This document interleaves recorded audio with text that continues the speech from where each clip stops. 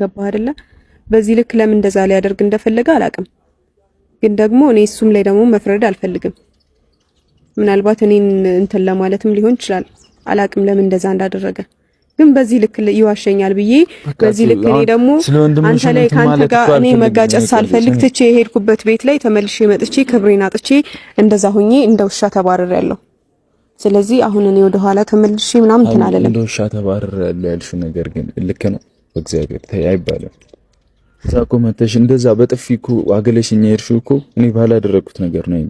በዛ ሰዓት እንደዛ ባላደረከው ነገር ነው። አሁን እዚህ ጋር አንተን ይሁን ወንድሜን ይሁን መውቀስን ያለብኝ አላቅም። በቃ እኔ ለምን ትወቅሽኛለሽ? እኔ እኮ አይመለከተኝም። እሱ ባደረገው ነገር አንተ ልክ ነህ። እሱ ላደረገው ነገር ደግሞ እኔ መጥቼ እንደዛ ሆኜ እንደዛ አይነት ነገር ደርሶ እኮ አደረዳ ስላልሽኝ እኮ ነው ያስወጣው። ስለሱም ይቅርታ። እሺ ብሩኬ በቃ ልሂድ። አሁን ከዚህ በላይ መቆም አልችልም። ለምን አትረጋጊም?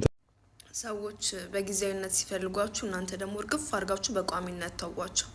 አንዳንዴ እግርም አላራመድ ካለ ይቆረጣል እንኳን ሰው ቀርቶ። ሁሌም ቢሆን ፕራዮሪቲ ለራሳችሁ ስጡ። ውለታ መመለስ እኮ ግዴታ አይደለም። ከሃዲ መሆን ግን ነውር ነው። እውነት እላችኋለሁ ነውር ነው። አየ አትካዱ ቢያንስ